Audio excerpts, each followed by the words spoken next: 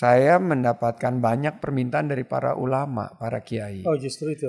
Banyak para ulama, para kiai mengundang ke pondok pesantren. Dan ya kangen-kangenan juga karena pernah berjuang sebelumnya. Tapi selalu menitipkan pesan. Ini ada partai yang membutuhkan sentuhan. Yang menarik, pimpinan saat itu di kabinet ya presiden dan beberapa teman-teman lain justru menyampaikan ini ada benarnya juga para ulama, para kiai. Sangat benar karena P3 ini merupakan aset bangsa, itu harus dibantu, harus diselamatkan dan lain sebagainya. Indonesia 1945 bahwa penjajahan di muka bumi itu harus dihapuskan karena kemerdekaan adalah hak setiap bangsa dan sampai kapanpun Indonesia akan bersama Palestina.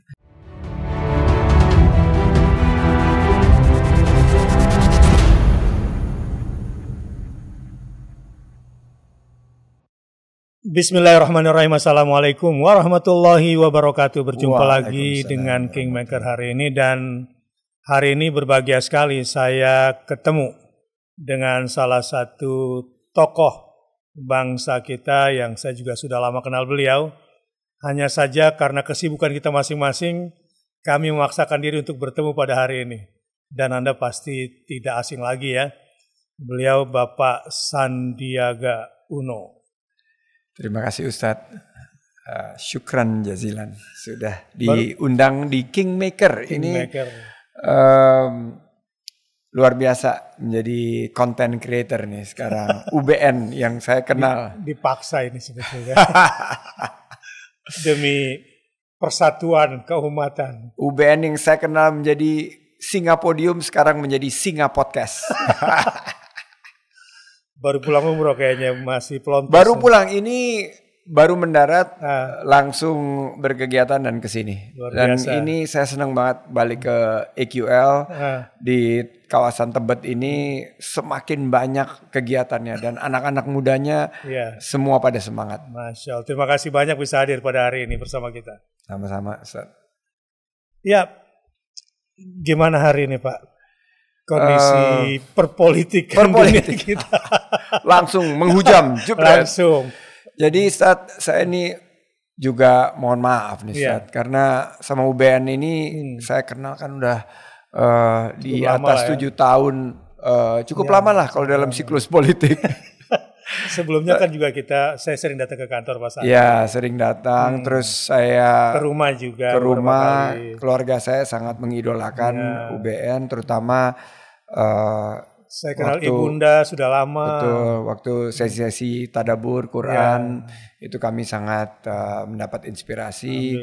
Waktu berkaitan dengan ilmu waris itu kami belajar banyak. Kalau saya terus terang dengan Ibunda juga banyak belajar. Zaman-zaman dulu di haji. Betul. Beliau luar biasa. 3 utama. Iya dulu. Jadi kami dengan keluarga Pak Sandi terutama dari ibu ya. Nah pulang ke Indonesia ketemu ayah. Nah, beliau bagi saya juga guru pendidikan yang saya banyak jadikan sebagai referensi. Nah, malah ketemu putranya baru belakangan. Artinya saya sudah menikmati lah kebermanfaatan keluarga Pak Sandi sampai akhirnya kita sempat bergaul ya. Dan bergaul kita waktu itu di masa-masa yang cukup genting loh Ustaz. Dan pada waktu itu kita dipertemukan dalam suatu forum yang akhirnya membangkitkan suatu semangat pergerakan dan alhamdulillah dari perjuangan dan pengorbanan, pengabdian semua pihak para ustadz, kita bisa membawa agenda keumatan di level politik nasional di awalnya 2016 ya. 2016. Dan dakwah saya juga ya sangat merasakan juga ya kontribusi Pak Sandi yang udah lama jauh lah sebelum perpolitikan ini kan. Iya betul. Dulu di zaman masih di HIPMI. Masih pengusaha, betul UBN. Ya kami juga makanya kita bolak-balik ke sana juga ngobrol, banyak masukan. Jadi bukan hari ini aja para pemirsa ya. Tapi ini kangen-kangenan nih judulnya nih. Kingmaker nih kangen-kangenan nih. Iya. Tapi sebelum mulai boleh saya tanya nggak? Ini ide nama Kingmaker ini siapa yang punya ide awal nih? ada tim belakang. Ini tim belakang layar ya. Tim belakang layar. Dan Kingmaker ini karena sangat relevan dalam perpolitikan sekarang. Jangan-jangan ke depannya ini yang dibuat ini dari podcast ini nih. Dulu kan Pak Anies juga kita di sini ya. Pak Sandi juga kita ketemu di sini kan. Di sini ya betul. Ya artinya ya kami hanya berikhtiarlah semampu yang bisa kita lakukan untuk kepentingan bangsa ini. Nah pertama, gimana ceritanya sampai ke Partai Persatuan Pembangunan ini? Oh, gini dulu ceritanya. Ya, jadi kan kita putusnya itu setelah DKI tuh. Ya, DKI. Sempat lama nggak kontak-kontak. Ya. Dan waktu 2019 itu kita berjuang bersama tapi dalam track yang berbeda gitu loh. Iya. Jadi saya keliling Indonesia waktu itu saat 2019 dan setelah selesai tugas dan kita masuk kepada keputusan MK waktu itu kita menyepakati bahwa ada rekonsiliasi dan saya waktu itu berpendapat bahwa saya dibutuhkan lebih banyak di luar pemerintahan dan waktu itu saya menyampaikan kepada pimpinan, ke Pak Prabowo dan Pak Jokowi waktu itu saya memang memiliki keinginan untuk menata kembali usaha saya yang 2017-2019 itu kan luar biasa ya. Porak-poranda. Alhamdulillah dapat waktu setahun menata kembali 2000 setelah keputusan MK itu 2019 sampai 2020 sebelum COVID itu saya nata usaha saya kembali. Saya mulai ada keterlibatan di dalam usaha-usaha kecil yang berkaitan dengan lebih ke pendidikan dan juga ke ekonomi hijau sampai COVID. Jadi COVID itu akhirnya memaksa kita semua berinovasi kan dan beradaptasi. Nah terakhir di penghujung 2020 setelah COVID itu hampir 9 bulan lebih Pak Presiden pada saat itu udah bukan lagi mengajak tapi sudah memerintahkan untuk kembali ke dalam kabinet dan pada saat itu saya ditugaskan di sektor yang paling berat memang waktu itu pariwisata dan ekonomi kreatif. Saat itu kan pariwisata 40 juta lebih lapangan kerja yang mungkin 10% sampai 15%-nya hilang tersapu.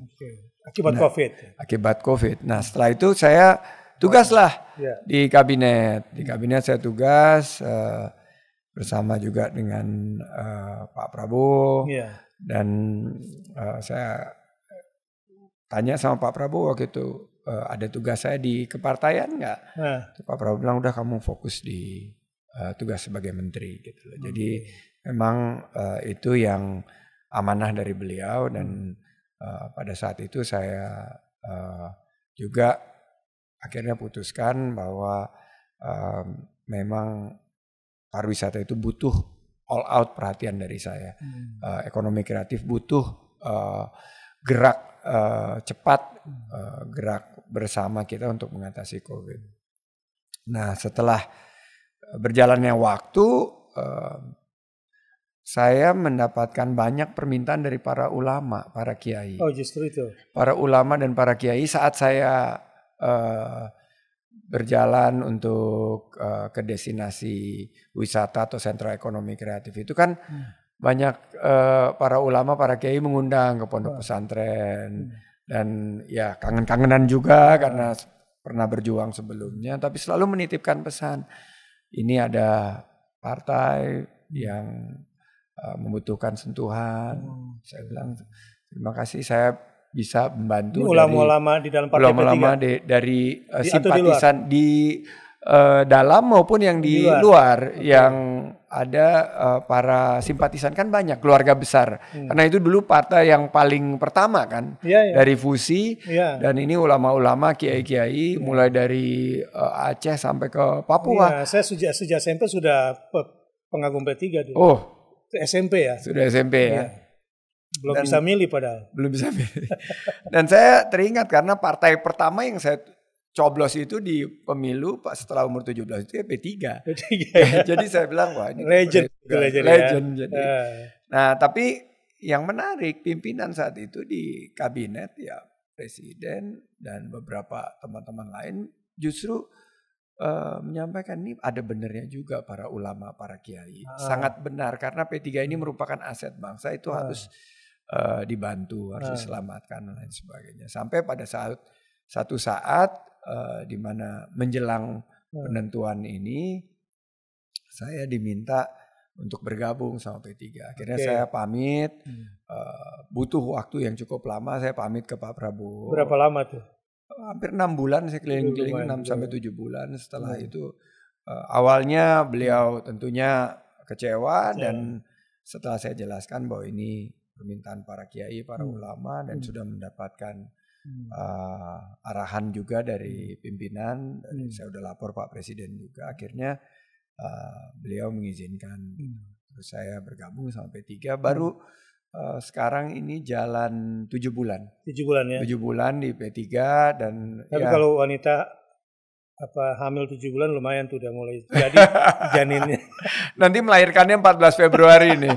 14 Februari ya. Kita berdoa agar P3 ini bisa karena tugasnya rebound kan kemarin turun sekali di 2019 dan saya ingin agar partai ini memperjuangkan apa yang dititipkan amar ma'ruf nahi mungkar, bagaimana partai ini kembali kepada prinsip-prinsip dasar yaitu ibadah, ukhuwah, istiqomah, musyawarah. Ini yang selalu para pendiri-pendiri partai itu mengingatkan saya gitu sampai saat ini, dan para ulama itu juga menyampaikan keinginan P3 untuk bisa lebih dikenal di kalangan anak-anak muda, perempuan dan lain sebagainya. Apa sebetulnya yang paling menjadi tujuan utama lah atau target terpenting Pak Sandi di P3 ini? Di P3, saya ini melihat ini sebagai prinsip utama ibadah. itu. Karena saya ini kan ya sama waktu DKI saya ceritakan. Ya Allah udah begitu baik sama saya dengan memberikan banyak harta yang berlimpah. Titipan beliau untuk titipan yang di atas tentunya Allah Subhanahu wa taala. Saya ingin bagaimana menggunakan kesempatan untuk berkontribusi, beribadah, melayani bangsa kita melalui jalur politik, dan selama ini sudah saya jalankan di sebuah partai yang besar, mungkin menjadi partai yang kedua terbesar atau mungkin bisa jadi partai terbesar sebelum partainya. Sebelum Gerindra di mana? Saya Gerindra pertama kali. Dari pertama Gerindra saya. Dan waktu 2019 kan saya diminta mundur.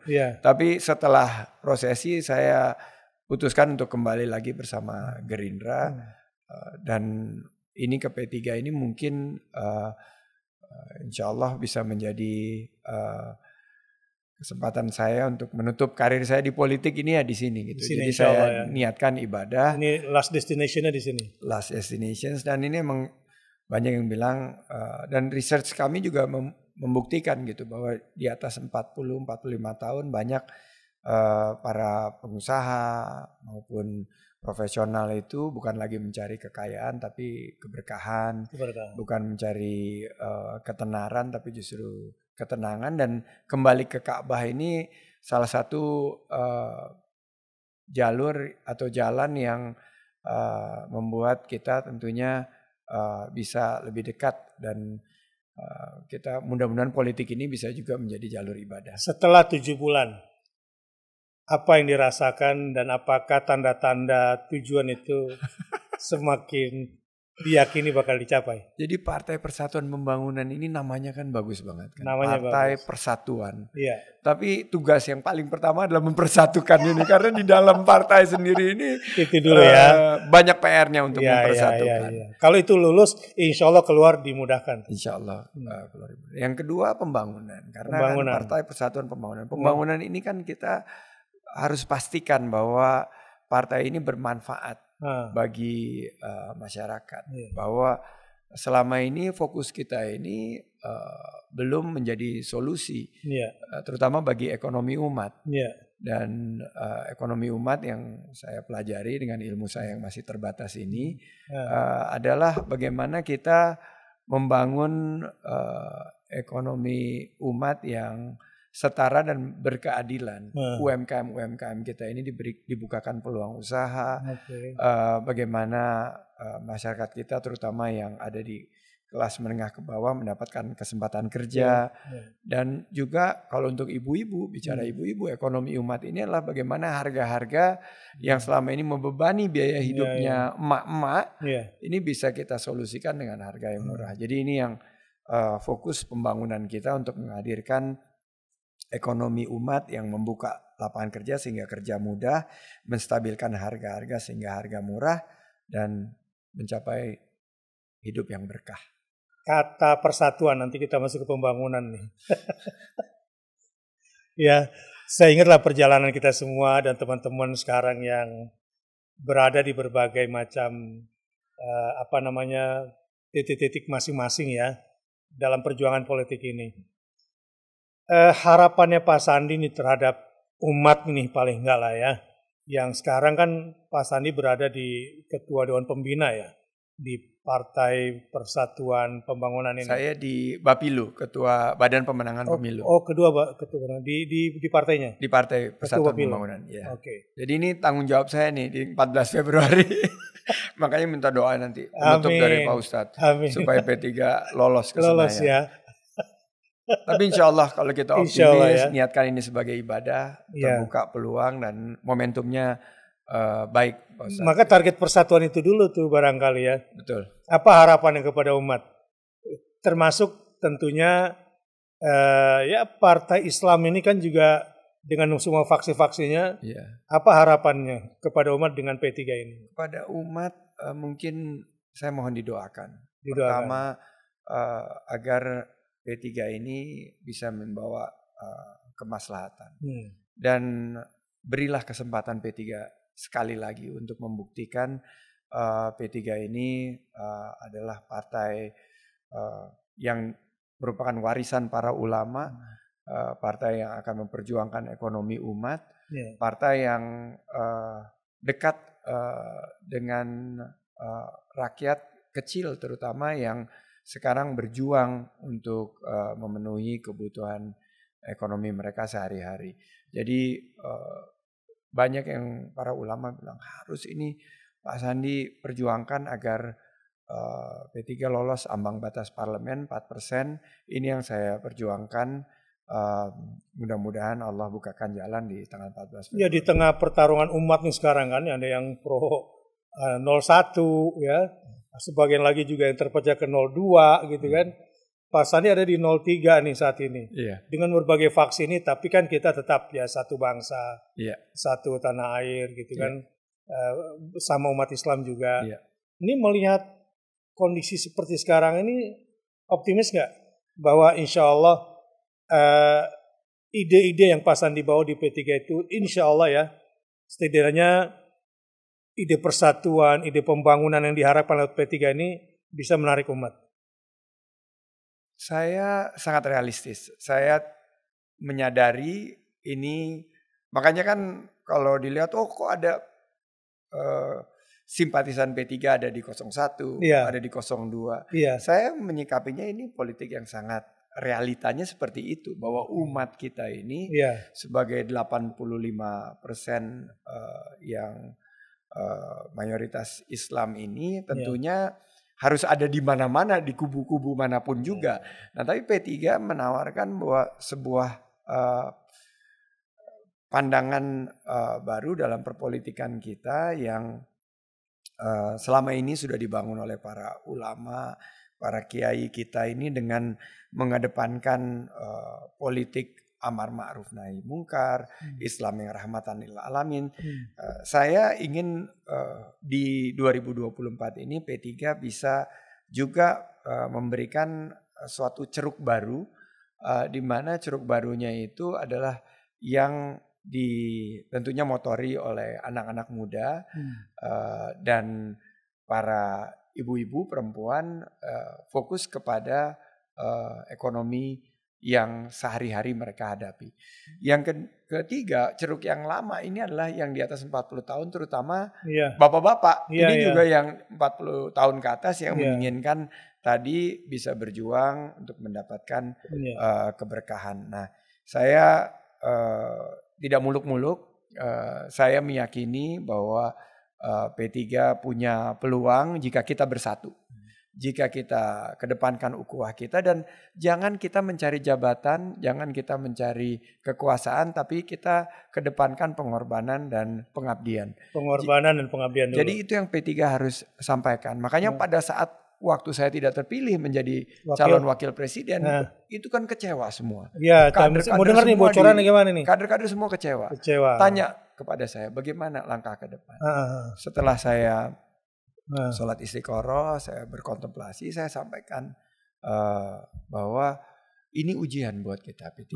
Kalau P3 ini hanya mengejar kekuasaan, mengejar jabatan, mengejar hal-hal yang tidak berkaitan dengan apa yang menjadi landasan perjuangan kita, yaitu ibadah, ukhuwah, musyawarah, dan istiqomah, kita akan semakin ditinggal. Oleh karena itu kita tunjukkan bahwa ini bukan tentang jabatan, tapi ini tentang bagaimana P3 bisa istiqomah. Karena salah satu prinsip dari P3 itu istiqomah. Jadi saya bilang, saya dukung Pak Ganjar dan Pak Mahfud, apalagi Prof Mahfud yang kalau kita dengar ceritanya dulu sudah disiapkan digadang-gadang menjadi calon wakil presidennya Pak Jokowi, dan akhirnya harus dibatalkan saat terakhir. Ini mungkin kesempatan yang lebih pas buat dan kami berjuang, dan kami menitipkan banyak sekali pemikiran ke Pak Ganjar dan Prof Mahfud. Salah satunya adalah ekonomi hijau yang berkeadilan, berkemajuan. Bagaimana kita juga bisa mendorong pondok-pondok pesantren ini punya program-program santri digitalpreneurship, dan ini yang merupakan harapan kita nanti membuka peluang usaha dan lapangan kerja dan membangkitkan ekonomi kita. Sempat mengecewakan juga ya awalnya, terutama bagi para teman-teman lingkaran di dalamnya. Tapi sekarang akhirnya bisa menerima atau gimana? Saya sampaikan gini, kalian pasti kecewa. Keluarga saya pasti kecewa. Saya sendiri juga pasti ada harapan dan kecewa. Dan kita dulu berikhtiar, berharap Allah akan memberikan kesempatan itu. Tapi saya menyadari dan akhirnya mensyukuri, karena keputusan akhir apa yang Allah takdirkan itu pasti yang terbaik buat kita. Jadi kita berhusnuzon dengan keputusan koalisi atau kerjasama politik dari partai-partai pengusung Pak Ganjar dan Pak Mahfud, bahwa ini sudah menjadi keputusan yang final dan baik untuk kita perjuangkan. Sebetulnya saya, ya walaupun gak terlibat langsung ya, saya katakan saya itu kan sejak SMP, di lingkungan keluarga, lingkungan masyarakat sangat P3 minded lah. Sampai kami kuliah juga masih lah. Dan beberapa tokoh sebetulnya saya lihat, baik mereka yang masih aktif atau yang sudah baper sekarang atau kemudian kecewa, sebetulnya berpotensi loh untuk bisa masuk lagi atau membangkitkan semangat ya orang-orang kayak saya yang dulu waktu kecil memang P3 banget gitu. Kira-kira upaya-upaya ke sana membangkitkan semangat itu untuk merasa memiliki kembali P3, apa yang jadi saya akan roadshow ini setelah tugas selesai 14 Februari ini untuk mengetuk pintu kembali artinya masuk Senayan atau tidak masuk Senayan? Masuk Senayan atau tidak masuk Senayan. Tentunya semuanya berjuang, berdoa agar kita masuk Senayan, dan survei internal kami, data internal kami yang selalu kami kumpulkan dan tidak kami publikasikan itu menunjukkan P3 jika Allah berkehendak ya tentunya ya, karena harapan itu pasti ada. Harapan dan hasil dari pengumpulan data proyeksi kita bisa mendapatkan sekitar 6-7 juta suara, dan itu adalah suara yang dibutuhkan berdasarkan perhitungan untuk lolos ke Senayan. Jadi kita berdasarkan itu, tapi kan semuanya nanti keputusan Allah. Apa yang Allah putuskan saya akan terima. Tapi betul sekali yang saya ingin lakukan setelah itu adalah mengetuk pintu lagi, karena saya ketemu beberapa individu, sosok-sosok seperti UBN di seluruh wilayah Nusantara. Mereka selalu bilang, keluarga kami dulu pilih P3 dan ternyata setelah mendengar kami tertarik dan yang diperjuangkan seperti apa, tapi kita ingin tahu lebih banyak lagi. Jadi ini perlu waktu untuk mereka kembali kita yakinkan, dan kita akan mengajak para pemikir-pemikir, para simpatisan kita yang dulu ini untuk kembali masuk, karena kita akan perjuangkan. Terutama stakeholder nih sekarang nih. Betul, stakeholders yang kita. Di dalam ini gimana kira-kira? Stakeholders yang di dalam ini ya tentunya mereka berharap akan ada limpahan dari Pilpres. Waktu mereka berharap ada kadernya yang menjadi salah satu paslon, tapi kan ini nggak terjadi. Nah, saya sampaikan bahwa ini semuanya adalah rencana Allah, tapi saya yakin bahwa jika mereka tetap mengusung prinsip-prinsip bahwa ini ibadah, menjunjung ukhuwah, amar ma'ruf nahi mungkar, kedepankan musyawarah dan istiqomah, ini kita akan mampu untuk bisa bersatu kembali. Pembangunan sekarang, setelah persatuan tadi, pembangunan. Kelihatannya Pak Sandi ini tadi fokus banget ya dengan ekonomi ya, terutama UMKM. Walaupun harus dibangunkan pertama jiwanya dulu ya. Jiwa, betul. Terutama umat ini. Ya, mindset. Apa kira-kira agenda besar di situ? Saya melihat bahwa kalau kita bicara ekonomi, rohnya itu kewirausahaan. Jiwanya kewirausahaan. Entrepreneurship. Jadi mental kita kerja keras, kerja cerdas, kerja tuntas, dan kerja ikhlas yang di dalam bingkai tadi, bahwa ekonomi kita ini kan sudah digoreskan dalam suatu pasal 33 Undang-Undang Dasar Negara Republik Indonesia tahun 1945, di mana azasnya itu adalah kebersamaan. Jadi azas ekonomi itu kebersamaan dengan kekeluargaan. Jadi dalam teori kekinian, kalau dulu Bung Hatta itu mengartikulasikan dalam sebuah gerakan koperasi yang sangat luar biasa. Mungkin ini 2.0, 3.0 atau 4.0-nya ini adalah entrepreneurship. Dan UMKM kita yang jumlahnya 60 juta ini harus kita naik kelaskan dengan PPP, pelatihan, pemasaran dan permodalan. P3 lagi. P3 lagi. Pelatihan, pemasaran dan permodalan. Dan ini hanya bisa kita lakukan kalau PPP lagi. Public Private Partnership. Jadi dari pemerintahan, dari sektor dunia usaha, dan dari stakeholders kesemuanya membentuk sebuah kemitraan. Dan ini ya saya meyakini bahwa Pak Ganjar dan Pak Mahfud mengakomodir ini? Sangat mengakomodir, dan saya ditunjuk sebagai ketua Dewan Pakar dari tim pemenangan nasional. Saya tanya kan, kok saya ditunjuk pakar? Padahal saya kan bukan pakar, saya bilang. Oh, Pak Sandi ini pakar dari segi pengalaman, karena pernah bersama 01, pernah bersama 02, dan sekarang 03. Jadi kepakaran gini. Kalau saya fokus dalam materi kampanye dan lain sebagainya, karena saya udah pernah menjalankan kampanye di 2 perhelatan besar 2017 dan 2019 adalah bagaimana kita bisa fokus membela rakyat kecil. Dan Pak Sandi itu fokus di situ terus ya. Iya, dan ini yang saya bilang, buat apa kita komentari yang lain-lain, kita fokus dulu di apa yang kita perjuangkan. Dan kalau Pak Ganjar mungkin kenalnya kaum Marhen gitu loh. Kalau kita kan Mustad Afin. Itu yang kita perjuangkan kan, harus Pak Sandi kita bela. Lebih luas lah ya jaringannya. Iya, jadi saya bilang pernah di semua kelompok. kita bisa persatukan gitu. Dan kalau kita berjuang untuk rakyat kecil, maka akhirnya kita akan ada kesamaan pola pikir kita untuk kemajuan bangsa ke depan. Terakhir nih, capaian di kementerian yang Pak Sandi pimpin. Gimana? Alhamdulillah kita bersyukur, dan ini terlepas dari hingar-bingar. Kita nih sektor yang paling berat, Ustaz, paling berat. Makanya di awal itu saya waktu ditunjuk langsung pertama yang saya ditanya apa yang diperlukan, saya bilang doa. Karena kalau doa dari para ulama, kiai, dari orang tua saya, itu mudah-mudahan bisa memudahkan kita menjalankan tugas. Dan setelah 3 tahun berlalu, ini sudah memasuki tahap akhir dari tugas kami. Sekarang posisi Indonesia di pariwisata dunia sudah naik 12 peringkat. Sebelumnya kita di bawah Malaysia, Thailand, Vietnam dan Filipina. Sekarang kita sudah di atas Malaysia, Thailand, Vietnam dan Filipina. Kita posisi 32. Sekarang Indonesia mudah-mudahan. Indonesia sekarang brand terkuat dari pariwisata Asia Tenggara itu Indonesia, Wonderful Indonesia. Terutama di sisi apanya? Jumlah wisatawan yang berkualitas. Jadi bukan hanya jumlah banyak-banyakan, tapi yang berkualitas, yang bisa menghargai kearifan lokal, dan juga kalau kita lihat yang sangat membanggakan, posisi kita untuk pertama kalinya terpilih menjadi destinasi nomor 1 untuk Global Muslim Travel Index. Jadi global terbesar Indonesia.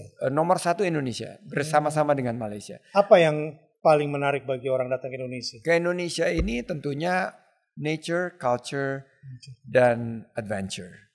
Jadi alam, bertadabur alam, belajar budaya kita, dan juga keindahan petualangan-petualangan yang ada di bumi Indonesia.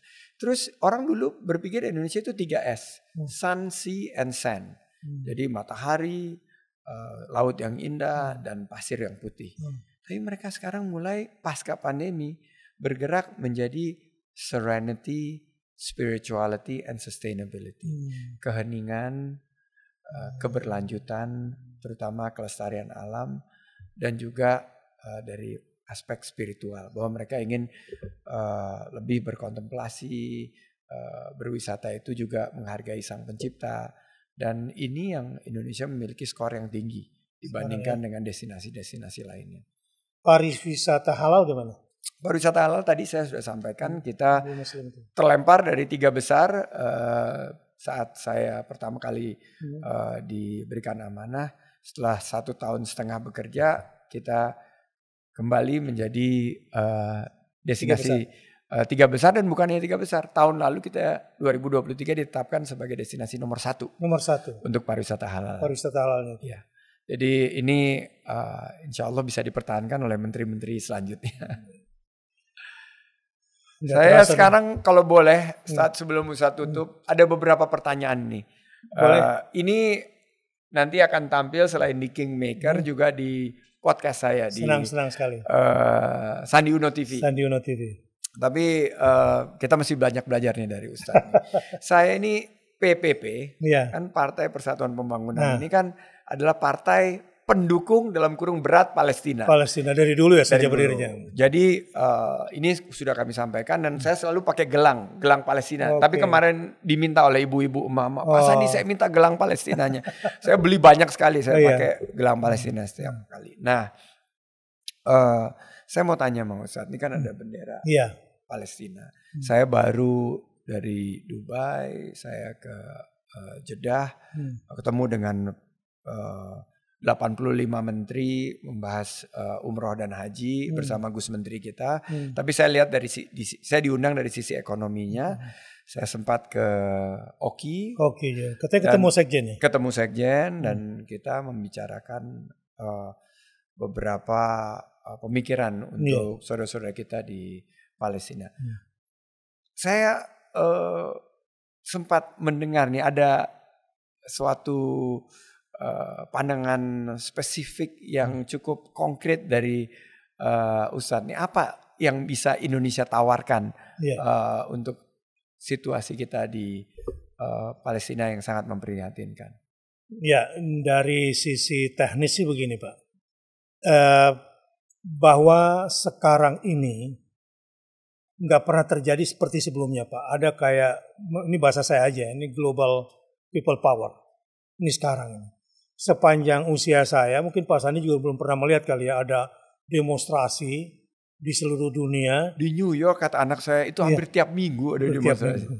Saya sendiri juga bergelombang, semakin banyak semakin banyak yang ikut. Indonesia juga gitu. Setiap pekan saya ini undangan Pak.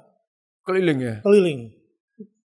Tapi nggak ada urusan politiknya, jadi Palestina aja begitu. Ini Palestina yang mempersatukan kita ya? Iya, mudah-mudahan Pak. Jadi setiap pekan sampai ke desa-desa. Nah ini suasana yang menurut saya ini given. Ya, dunia ini sekarang sudah teriak dan cuma ada satu bendera. Bahkan di negeri-negeri yang pemerintahannya anti Palestina.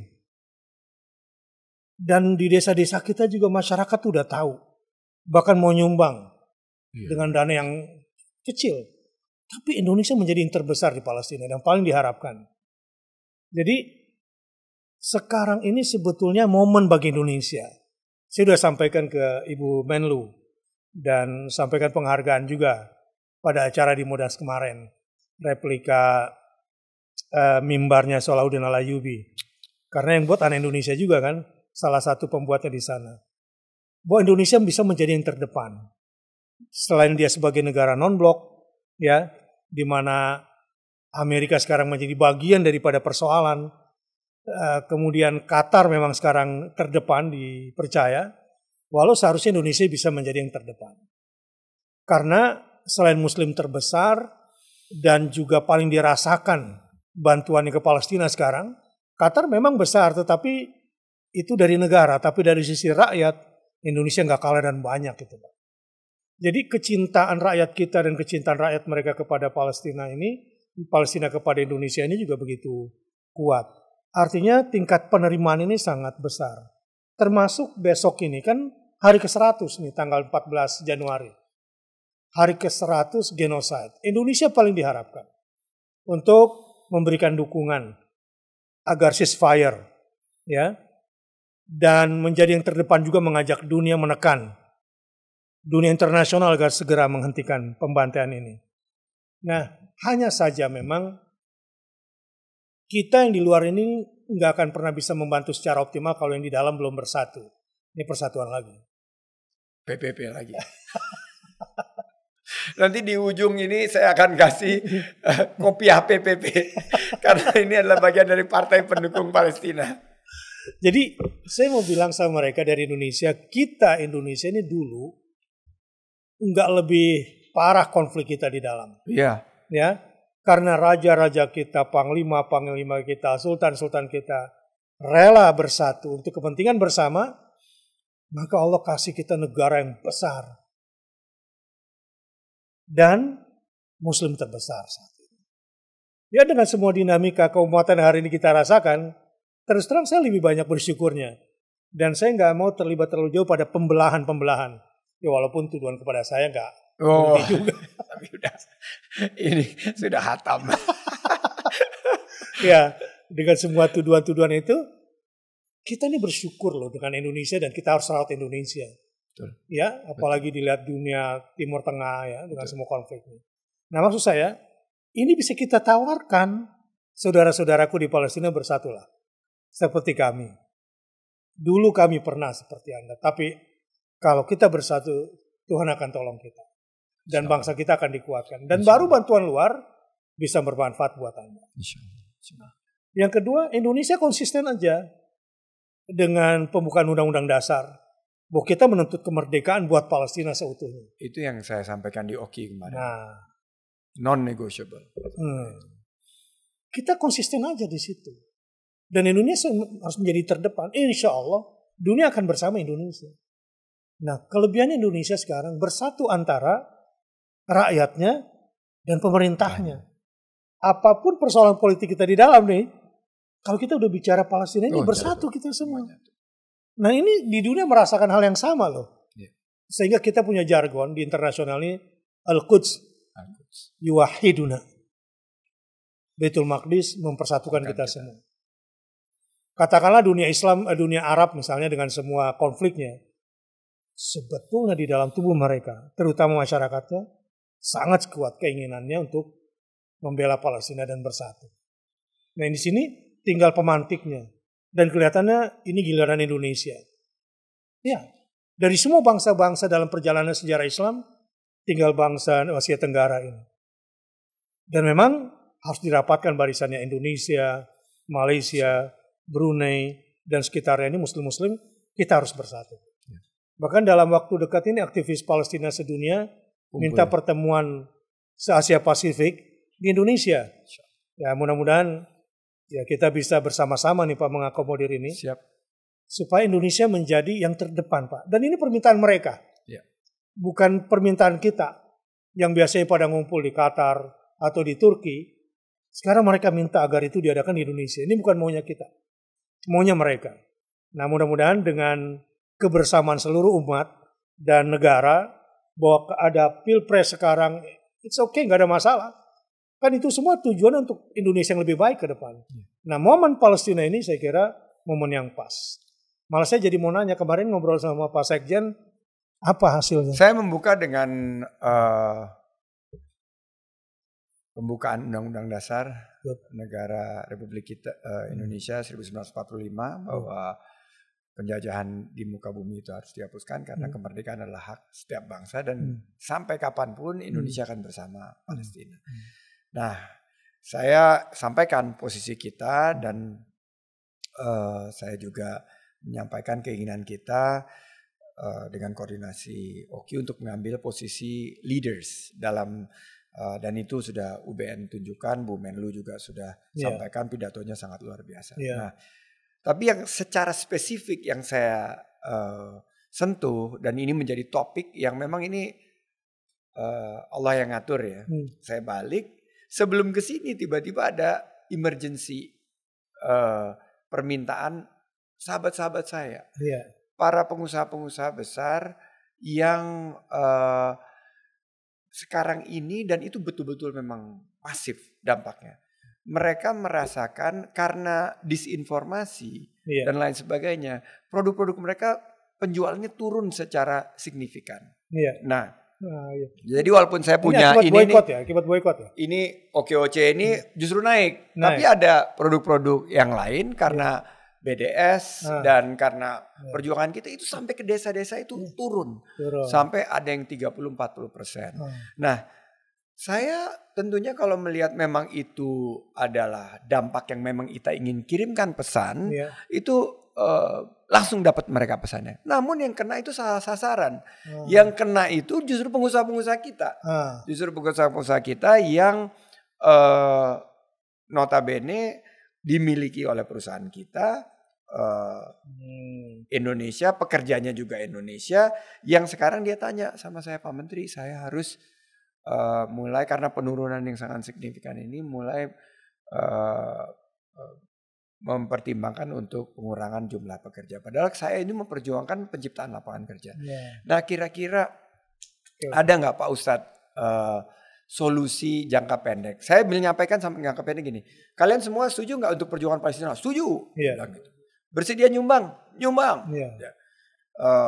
Saya bilang nanti kita akan coba mencari solusi fasilitasi dalam rangka, karena menurut saya jangan sampai kita dalam semangat euforia ini yang sangat ternyata luar biasa.